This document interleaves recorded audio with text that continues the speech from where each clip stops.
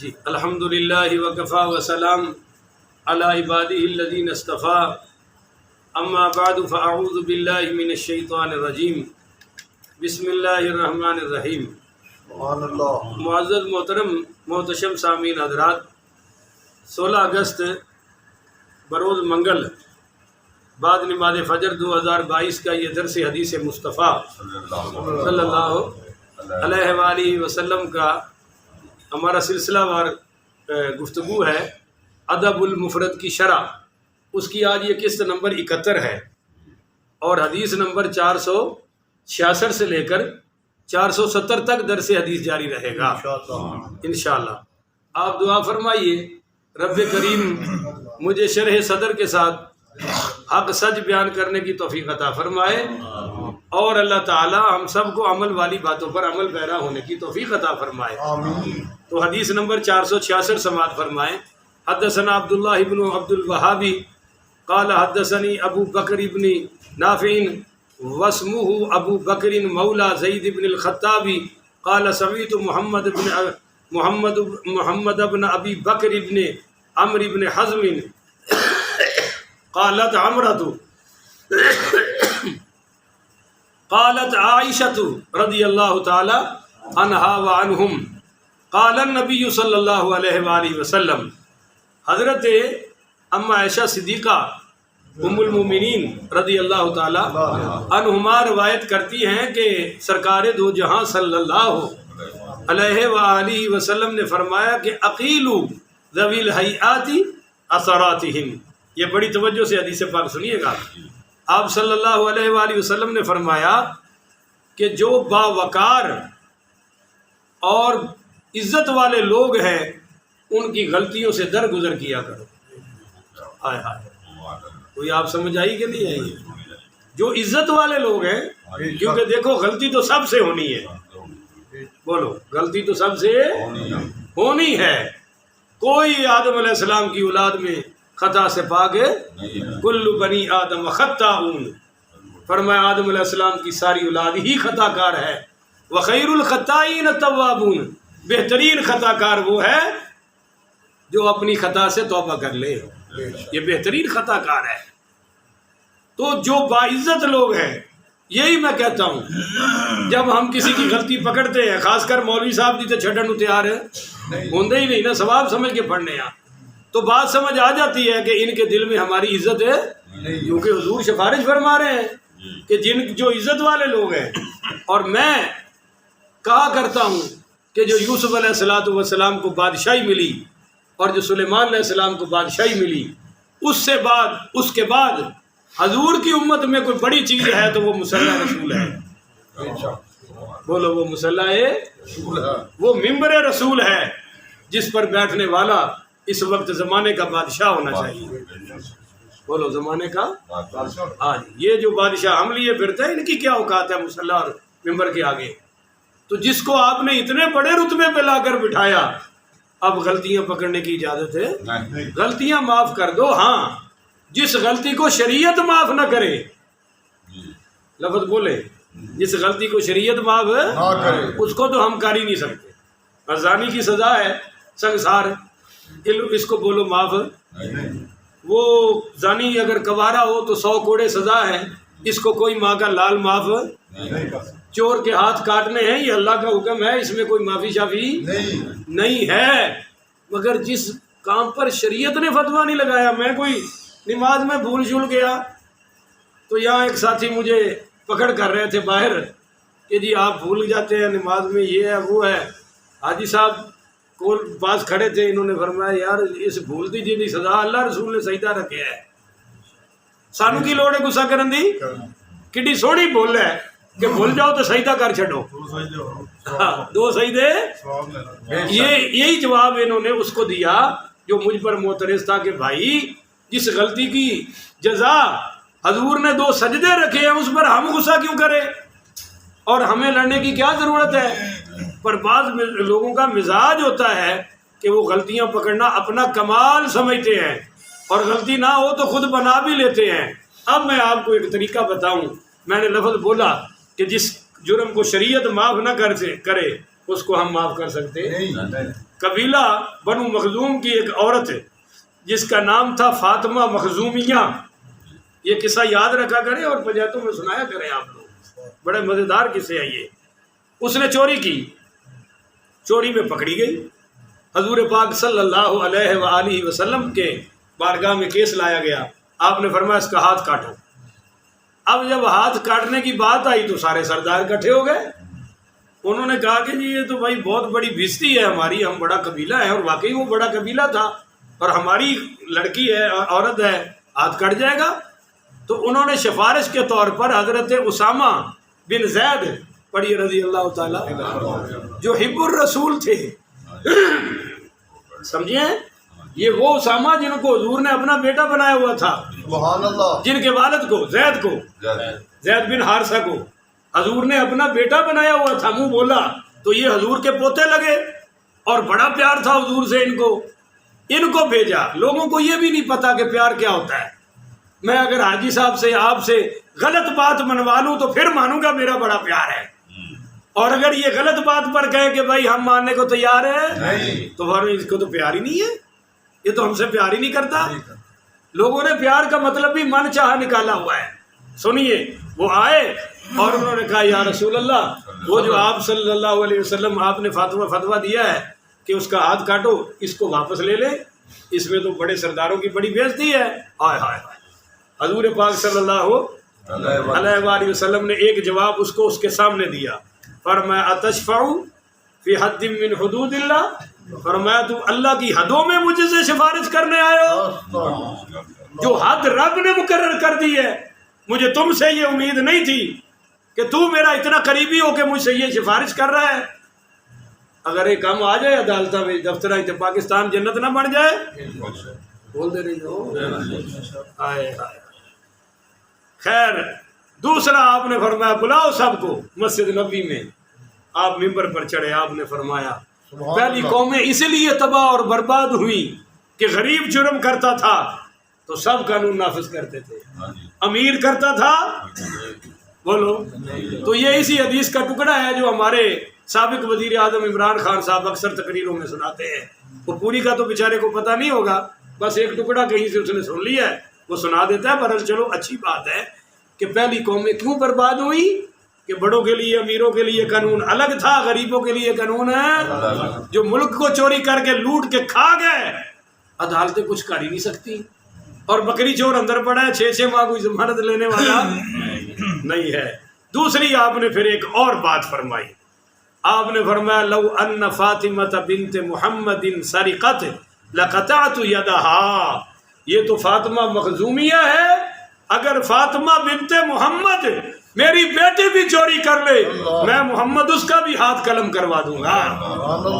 لوگوں نے مزاج شریعت سمجھا نہیں ہے, اپنی من چاہی محبتیں لیے پھرتے ہیں بیچارے.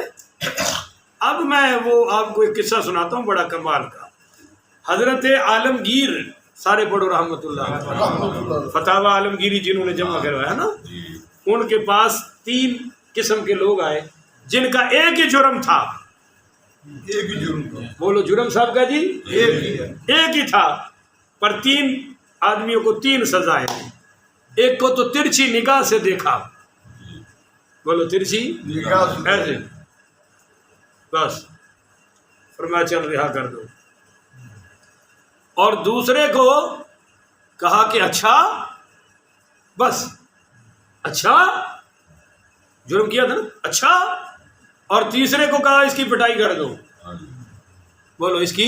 اب وہ جو وہاں جو عملہ تھا انہوں نے بعد میں کہا حضرت یہ کیا بات ہے, جرم ایک ہی تھا, اور ایک کو ذرا ترچھی نگاہ سے دیکھا, ایک کو صرف اچھا کہا, اور تیسرے کی پٹائی کروا دی. آپ نے فرمایا جس کو میں نے ترچھی نگاہ سے دیکھا تھا ذرا جاؤ اس کے گھر پوچھو اس کا کیا حال ہوا ہے. حضرات وہ گھر جاتے ہی اسی شرمندگی سے فوت ہو گیا, اسی شرمندگی سے کہ آج بادشاہ نے مجھے بھری مجلس میں ٹیڑھی نگاہ سے دیکھا ہے. کوئی غلطی ہو گئی ہوگی, غلطی کا بیان تو آیا نہیں, بس یہ بات کی. اور فرمایا بادشاہ عالمگیر نے کہ جاؤ جس کو میں نے کہا اچھا اس کو دیکھو. جب وہ اس کے پاس گئے تو وہ بھی بیچارہ غم نال منجی تے لگیا ہے کہ یار میں نے اچھا جملہ سننا پیا, کہ اچھا جملہ سننا پیا. فرمایا اب جاؤ اس کی تحقیق کر کے آؤ جس کی میں نے پٹائی کروائی ہے۔ تو آ کر انہوں نے کہا جی وہ تو آرام نہ دھڑلے نال پھرتا ہے، انہوں کوئی پرواہ نہیں۔ تو فرمایا مجھے رپورٹ تھی کہ یہ تیسرا عادی چور ہے، عادی ہے، وہ اس قسم کے کام کرتا ہے، چور نہیں، عادی اس قسم کے جرم کرتا ہے۔ اور وہ دونوں عادی وہ باوقار تھے، باعزت تھے، اس لیے ان کے لیے اتنی بات ہی کافی ہے۔ تو اس لیے ہمارے نبی کریم پڑھی صلی اللہ علیہ وآلہ وسلم نے فرما دیا کہ جو تمہارے ہاں عزت والے لوگ ہیں ان کی غلطیاں نہ پکڑا کرو، بولو ان کی غلطیاں نہ پکڑا کرو۔ نہ پکڑا کرو۔ میری والدہ صاحبہ کو جب کبھی غصہ آتا ہے نا تو میں بڑا مزہ لیتا ہوں، جان جان کے چھیڑتا ہوں، کیونکہ جیسی وہ باتیں کرتی ہے پھر کوئی اور سنا سکتا، اور پھر سارے میرے بچے ہنستے ہیں اور ہم بڑے خوش ہوتے ہیں۔ تو بزرگوں کی باتوں پر بولیے کوئی قانون نافذ ہے نہیں ہو سکتا۔ آگے ہے جی حدیث نمبر 467، حدثنا الغدانی احمد بن عبید اللہ قال حدثنا کثیر بن ابی کثیر قال حدثنا ثابت عن انس رضی اللہ تعالی عنہ وعنہم عن النبی صلی اللہ علیہ وسلم قال لا يكون الخرق في شيء الا شانه وان الله رفیق يحب الرفق۔ کہو سبحان اللہ۔ حضرت انس پاک رضی اللہ تعالیٰ عنہ بیان کرتے ہیں کہ سرکار دو جہاں صلی اللہ علیہ وآلہ وسلم نے فرمایا کہ سختی، مزاج کا اکھڑ پن کسی چیز میں نہیں ہوتا، پر جس میں ہوتا ہے وہ چیز عیبدار ہو جاتی ہے۔ بولیے وہ چیز کسی معاملے میں آدمی کا سخت رویہ اپنانا تو یہ اس کو عیبدار کر دیتا ہے، اور اللہ تعالیٰ نرم ہے اور نرمی کو پسند فرماتا ہے، اس لیے نرمی رکھنی چاہیے۔ آگے جی حدیث نمبر 468، حدثنا عمرو بن مرزوق قال اخبرنا شعبۃ عن قتادہ قال سمعت عبد اللہ بن ابی عتبہ يحدث عن ابی سعید الخدری رضی اللہ تعالی عنہ وعنہم قال کان رسول اللہ صلی اللہ علیہ وسلم۔ حضرت انس پاک رضی اللہ تعالی عنہ بیان کرتے ہیں کہ ہمارے سرکار دو عالم صلی اللہ علیہ وآلہ وسلم اشد حیاء من العذراء فی حجرها، ایک کنواری لڑکی جو اپنے پردے کے اندر ہو، ہمارے نبی اس سے بھی زیادہ حیا والے تھے۔ سبحان اللہ، بولو جی، ہمارے نبی اس سے بھی زیادہ حیا والے تھے۔ پرانے زمانے میں نا جب لڑکی جوان ہو جاتی تھی، بالغ ہو جاتی تھی، تو اس کو ایک گھر کے محفوظ کمرے میں ٹھکانا دیا جاتا تھا، وہ اپنے کمرے میں سب سے الگ تھلگ رہتی تھی اور بالکل حیا میں رہتی تھی۔ اب تو ماشاءاللہ موبائل لے لیتی ہیں اور وہ کمرے میں سارا جہان دیکھ رہی ہوتی ہیں، سمجھ آئی ہے نہیں آئی؟ اس لیے الگ تھلگ تو بیچاری رہتی نہیں، تو وہ جو کمرے میں الگ رہتی تھی نا اس کو با حیا تصور کیا جاتا تھا۔ اس لیے نبی کریم پڑھی صلی اللہ علیہ وآلہ وسلم کے ساتھ اس کو تشبیہ دی جا رہی ہے کہ وہ جو علیحدہ با حیا لڑکی تھی اس سے بھی زیادہ حیا ہمارے نبی کریم صلی اللہ علیہ وسلم میں تھا۔ وَكَانَ إِذَا كَرِهَ شَيْئًا عَرَفْنَاهُ فِي وَجْهِهِ، تو جب آپ کسی چیز کو ناپسند سمجھتے تھے تو ہم حضور کے چہرے سے پتہ چلا لیتے تھے کہ یہ چیز حضور کو پسند ہے، یعنی آپ ڈانٹ ڈپٹ اور کھینچتانی زیادہ نہیں کرتے تھے، ہم چہرے سے پہچان لیتے تھے۔ حدیث نمبر 469 ہے، حدثنا احمد بن یونس قال حدثنا زہیر عن قابوس ان اباه حدثه عن ابن عباس رضی اللہ تعالی عنہما وعنہم عن النبی صلی اللہ علیہ وآلہ وسلم قال الہدی الصالح والصمت والاقتصاد جزء من 70 جزءا من النبوۃ۔ کو سبحان اللہ، بڑی کمال کی حدیث آ گئی جی۔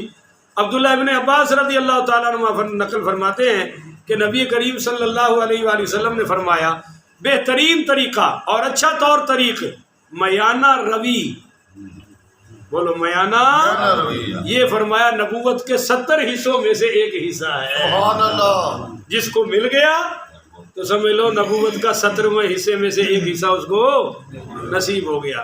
زندگی گزارنے کے لیے اچھا انداز اور اچھی روش کو اپنانا ہدیون کہتے ہیں، اور سمتن کا مطلب ہے اچھا طریقہ، اچھی روش۔ الاقتصاد کا مطلب میانہ روی، یعنی زندگی کے ہر شعبے میں، چاہے وہ عبادت کا ہو یا معاشرت کا ہو، آدمی ایسا طریقہ اپنائے کہ اس میں زیادتی بھی نہ ہو اور بولو کمی بھی نہ افراط ہو نہ ہی تفریط ہو، بلکہ میانہ روی ہو۔ آدمی کسی کے سامنے جو غصے کا اظہار کرتا ہے اس میں بھی میانہ روی ہونی چاہیے۔ حدیث نمبر 470، آج کے درس مبارک کی آخری حدیث شریف ہے۔ حدثنا حفص بن عمر قال حدثنا شعبۃ عن المقدام عن ابیہ عن عائشہ رضی اللہ تعالی عنہا وعنہم قالت كنت على بعیر فیہ صعوبۃ۔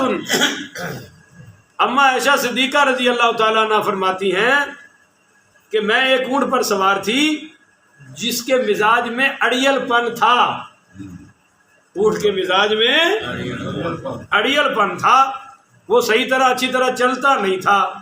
تو حضرت عائشہ رضی اللہ تعالیٰ عنہا اس کو چلانے کے لیے سختی کر رہی تھی، وہ مار پٹائی کر رہی تھی۔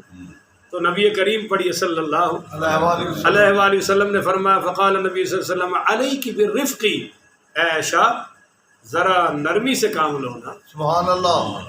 وہ سواری کی سفارش حضور فرما رہے ہیں کہ اس کے ساتھ فَإِنَّهُ لَا يَكُونُ فِي شَيْءٍ إِلَّا زَانَهُ، اور ساتھ ہی آپ نے ایک اصول فرما دیا عائشہ جہاں کسی جس چیز میں نرمی آ جاتی ہے اللہ اسی چیز میں رونق پیدا فرما دیتا ہے۔ سبحان اللہ۔ اور آگے فرمایا کہ وَلَا يُنْزَعُ مِنْ شَيْءٍ إِلَّا شَانَهُ، اور جس چیز سے نرمی نکل جاتی ہے اس میں اللہ عیب پیدا فرما دیتا ہے۔ کہ ایک تو جانور میں عیب ہے، اوپر آپ سختی کریں تو یہ بھی آپ کا عیب ہے، تو دو عیب تو مل جائیں گے، لہذا جانور کو بھی پیار سے چلانا چاہیے۔ اللہ تعالی ہمیں اس کی ان ساری باتوں پر عمل کرنے کی توفیق عطا فرمائے۔ آخر ودعوانا ان الحمدللہ رب